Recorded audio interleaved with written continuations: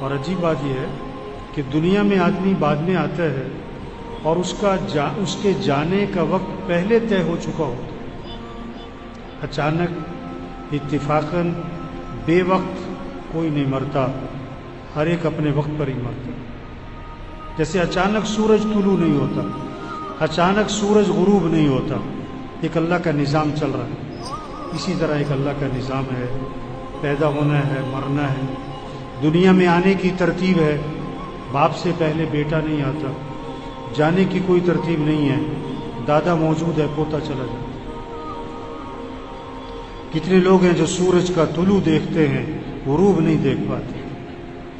کتنے لوگ ہیں جو درزی کو کپڑے سلنے دیتے ہیں، ابھی کپڑے سل کے نہیں آئے تھے کہ کفن سل جاتے.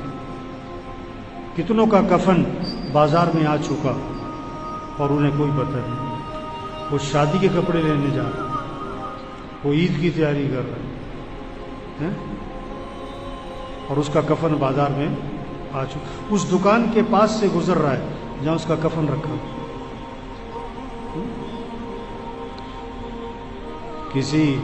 کوئی شادی کے کپڑے لینے گیا، کوئی عورت شادی کے کپڑے لینے گئی اور شام کو اسی دکان سے اس کا کفن خریدا. جس دکان سے شادی کے کپڑے خریدے اسی دکان سے اس کا کفن خریدا.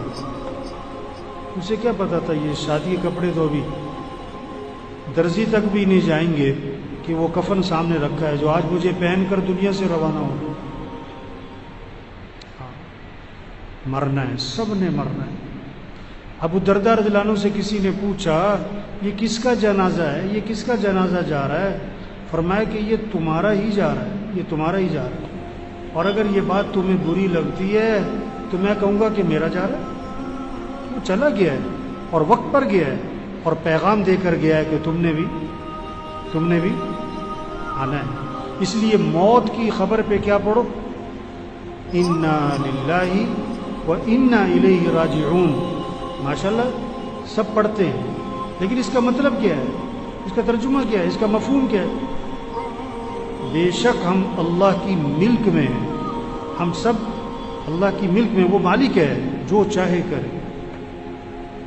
وَإِنَّا إِلَيْهِ رَاجِعُونَ، اور بے شک ہمیں بھی اسی کی طرف لوٹ کے جانا ہے، ہمیں بھی لوٹ کے جانا ہے. تقریباً روز کسی قبرستان کے پاس سے گزر ہوتا ہے آدمی کا. آپ عید پڑھنے جا رہے ہیں، راستے میں قبرستان آ جائے گا. آپ لاہور جا رہے ہیں، راستے میں کئی قبرستان آتے ہیں. آپ دفتر جا رہے ہیں، کسی نہ کسی قبرستان کے پاس سے گزر ہوتا ہے اور ہر قبرستان سے ایک پیغام آتا ہے، ایک آواز آتی ہے. کیا کہ آنا تم نے بھی ادھر ہی، آنا تم نے بھی. یہ کون پڑے ہوئے قبروں میں؟ پڑھے لکھے، ان پڑھ، جوان، بوڑھے، بچے، بیمار، جو تندرست تھے اور مر گئے، افسر، بڑے بڑے بدماش، پہلوان، سب مر گئے. یہ اسی قبرستان کے پاس سے بڑی تیزی سے موٹر سائیکل پہ گزرتے تھے، گاڑی پہ گزرتے تھے، ہنستے ہوئے گزرتے تھے. آج وہ قبروں میں پڑے گئے. قبرستان کے پاس سے گزرو تو کیا پڑھو؟ السلام علیکم یا اہل القبور یغفر اللہ لنا ولکم انتم سلفنا ونحن بالاثر. اے قبرستان والو، اللہ تمہاری بھی مغفرت کرے، ہماری بھی مغفرت کرے. تم ہم سے پہلے گئے ہو اور ہم بھی تمہارے پیچھے پیچھے ہم بھی آ گئے. ایک جنازہ پڑھ کر ایک آدمی جانے لگا، دوسرے نے کہا کہ چلو بھائی قبرستان تک ساتھ چلتے. اس نے کہا قبرستان جانے کا میرے پاس وقت نہیں، بہت مصروف آدمی ہوں، جنازے کا وقت بڑی مشکل سے نکال کر آیا ہوں. تھوڑا آگے گیا تو اس کا ایکسیڈنٹ ہو گیا اور شام کو ہمیشہ کے لیے قبرستان آ گیا اور کیا کہہ رہا تھا؟ میرے پاس قبرستان جانے کا وقت نہیں، میرے پاس قبرستان جانے کا وقت نہیں. کوئی دن ایسا نہیں جس دن میں موت کی خبر نہ سنتا ہوا. کسی نہ کسی مسجد سے اعلان آتا ہے، فلاں فوت، فلاں کے ابا، فلاں کی اماں، فلاں کی بیوی، فلاں کا بیٹا. ظہر میں جنازہ، عصر میں جنازہ، مغرب میں جنازہ، عشاء میں جنازہ، رات 10 بجے جنازہ. عید کا دن، چھٹی کا دن، لیکن موت کی کوئی چھٹی نہیں۔ عید کے دن جنازے کی نماز، عید کی نماز کے ساتھ جنازے کی نماز ہوتی ہے۔ تو میرے بھائیوں، یہ دنیا دھوکہ ہے، دھوکہ ہے، دھوکہ ہے، یہ کھیل تماشا ہے۔ اصل آخرت ہے، اصل آخرت ہے۔ ہم دنیا میں دنیا بنانے نہیں آئے، ہم دنیا میں آخرت بنانے آئے۔ لوگ کہتے ہیں نا مستقبل سنوارو، لوگ کہتے ہیں مستقبل سنوارو۔ ابا بیٹے سے کہتا ہے بیٹا اپنے مستقبل کی فکر کرو، اپنے مستقبل کو روشن بناؤ، اپنے مستقبل کو سامنے رکھو۔ ٹھیک ہے، بالکل بات ٹھیک کرتے ہیں، یہ جملہ بالکل ٹھیک ہے، لیکن مفہوم غلط ہے، مفہوم غلط ہے۔ مستقبل آخرت ہے میرے بھائی، مستقبل موت سے شروع ہوتا ہے، موت پر ختم نہیں ہوتا ہے، مستقبل موت سے شروع ہوتا ہے۔ اصل آخرت ہے جو جہاں ہمیشہ رہنا ہے، جہاں ہمیشہ رہنا ہے۔ ہاں، یہ دنیا کی زندگی 20 25 30 سال، 40 سال، 50 سال، 60 سال، 70 سال، 80 سال، آخر مر جانا ہے آخر۔ اور آخرت کبھی ختم نہیں ہونی، کبھی ختم نہیں ہونی۔ یہ 100 آدمی بیٹھے ہوئے، آپ ایک سوال کرو، آپ کی کتنی عمر ہو گئی؟ تو 100 جواب آئیں گے۔ 10 سال، 20 سال، 25 سال، 35 سال، 45 سال، 55 سال، 75 سال، 85 سال، جتنے آدمی اتنے جواب۔ آپ دوسرا سوال کرو، آپ کی کتنی عمر باقی ہے؟ تو ایک جواب آئے گا کہ جی 1 منٹ کا پتہ نہیں، 1 منٹ کا پتہ نہیں۔ عقل مند کون ہے؟ پیسہ کما لینا، بڑے کاروبار بنا لینا؟ نہیں نہیں نہیں۔ عقل مند کون ہے؟ حضور اکرم صلی اللہ علیہ وسلم سے دریافت کیا گیا، من اکیس الناس، اللہ کے رسول سب سے بڑا عقل مند کون؟ ومن احزم الناس یا رسول اللہ، سب سے زیادہ عاقبت اندیش آدمی، عاقبت اندیش آدمی، سمجھدار آدمی کون ہے؟ آپ صلی اللہ علیہ وسلم نے 2 باتیں فرمائی، جو یہ 2 کام کرے، جو جس کے اندر یہ 2 باتیں ہیں، یہ عقل مند ہے۔ چاہے ریڑھی والا ہو، چاہے مل مالک ہو، چاہے سائیکل پر ہو، چاہے گاڑی پر ہو، چاہے 2 مرلے کے مکان میں، چاہے 10 کنال کے بنگلے میں، یہ 2 کام جس کے اندر ہیں، یہ 2 علامتیں جس کے اندر موجود ہیں، یہ عقل مند ہے۔ اور جس کے اندر یہ 2 چیزیں نہیں ہیں، یہ بے وقوف ہے، مانے یا نہ مانے۔ کیا؟ اکثرهم ذکرا للموت واکثرهم استعدادا اولئک الاکیاس ذهبوا بشرف الدنیا وکرامت الآخرہ۔ جو موت کو کثرت سے یاد رکھیں، جو موت کو کثرت سے یاد رکھیں کہ مر جانا، یہ دنیا چھوٹ جانی، یہ گھر چھوٹ جانا، یہ کپڑے اتارے جائیں گے، نہ اترے تو کینچی چلے گی، کینچی چلے گی، یہ گھر چھوٹ جانے، چاہے 10 لاکھ کا مکان، چاہے 10 کروڑ کا بنگلہ، یہاں سے جنازہ اٹھ جانا ہے۔ جو موت کو یاد رکھے۔ دوسرا، جو موت کی تیاری کرے، کثرت سے موت کی تیاری کرے، ان اعمال میں لگیں جو قبر میں کام آئے، جو قیامت میں کام آئے، جو آخرت میں کام آئے۔ یہ دنیا، یہ پیسہ، یہ نہیں قبر میں کام آئے گا۔ آپ صلی اللہ علیہ وسلم نے فرمایا 3 بھائی ہیں، 3 بھائی ہیں۔ ایک بھائی کہتا ہے میں دنیا میں تمہارے ساتھ ہوں، مرتے ہی میرا تمہارا معاملہ ختم، مرتے ہی میرا تمہارا معاملہ ختم۔ یہ کون سا بھائی ہے؟ یہ اس کی جائیداد، یہ اس کا پیسہ، یہ اس کی فیکٹری، یہ اس کا زیور، یہ اس کا مال و دولت، یہ مرتے ہی وارثوں کا ہے۔ بلکہ زندگی میں جس مرض میں موت نظر آ رہی ہو، مرض الوفا جسے کہتے ہیں، جس بیماری میں موت کے آثار نظر آ رہے ہوں، اس بیماری میں آدمی کل مال میں وصیت نہیں کر سکتا۔ کیوں؟ اس میں وارثوں کا حق ہو چکا ہے، وارثوں کا حق اس میں آ چکا ہے۔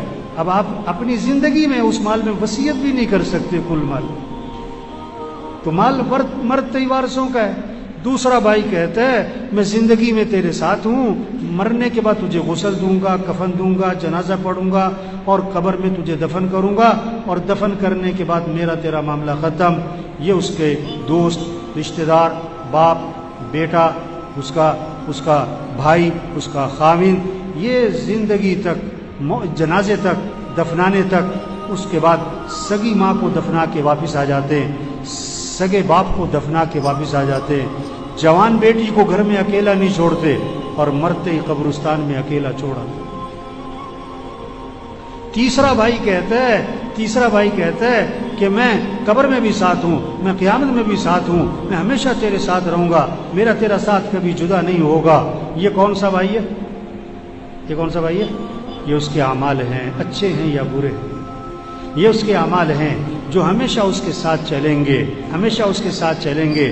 تو حقیقی بھائی کون سا ہوا؟ کام آنے والا، نفع دینے والا، ساتھ دینے والا بھائی کون سا ہوا؟ اعمال ہیں۔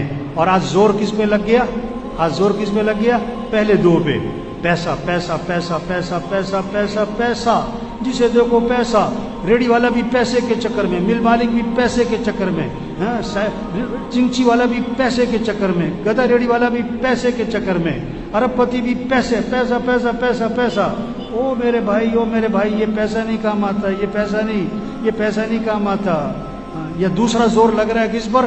برادری میں نام ہو، برادری میں نام ہو، اور میرا خاندان میں میرا نام ہو، لوگ کہیں واہ واہ کیا بات ہے، کیا بات ہے۔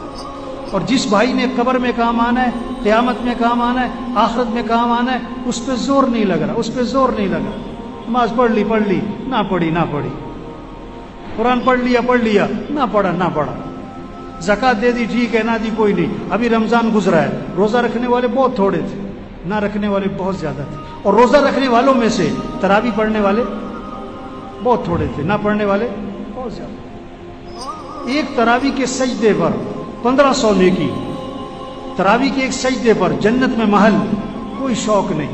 ادھر پلاٹ لے لو، اس کالونی میں پلاٹ لے لو، ادھر پلاٹ لے لو، اور جنت میں پلاٹ لے لو۔ یہ کسی کا جنازہ، یہ کسی کا مرنا، یہ پیغام ہے، پیغام ہے، پیغام ہے۔ توبہ کرو، تیاری کرو، تیاری کرو۔ آج تم کسی کا جنازہ پڑھ رہے ہو، کل تمہارا بھی جنازہ ہے۔ آج تم کسی کا اعلان سن رہے ہو، کل تمہارا بھی اعلان ہے۔ آج دیکھو یہ زاہد کا جنازہ ہے، اور میرے خیال سے پچھلا جمعہ یہی پڑھا ہوگا۔ آج جنازہ ہے، اسے کیا پتا تھا اگلا جمعہ میرا جنازہ ہونا ہے؟ ہم میں سے کس کا جنازہ کب ہونے والا ہے کوئی پتہ نہیں ہے۔ ہم کس کو خطرے میں سمجھ رہے ہیں؟ ہم کس کو خطرے میں سمجھ رہے ہیں؟ جس کو ڈاکٹروں نے جواب دیا ہوا ہے، یا جو 80 سال کا بابا ہے، 90 سال کا بابا ہے، اس کے بارے میں ہوتا ہے پتہ نہیں کب خبر آئے گی، پتہ نہیں کب خبر آئے گی۔ اور نہیں میرے بھائی، کسی کا کوئی پتہ نہیں کہ کب خبر آئے گی۔ ایک ڈاکٹر نے ایک مریض کو دیکھا اور دیکھ کر کہا کہ یہ مریض بچے گا نہیں ہے، یہ چند دنوں کا مہمان ہے، ایسی بیماری ہے۔ اس ڈاکٹر نے جواب دے دیا یہ چند دنوں کا مہمان۔ اللہ کی شان، مریض ٹھیک ہو گیا اور ڈاکٹر مر گیا، ڈاکٹر مر گیا، مریض ٹھیک ہو گیا۔ زندگی موت اللہ کے ہاتھ میں، پتہ نہیں کب چلے جانا ہے۔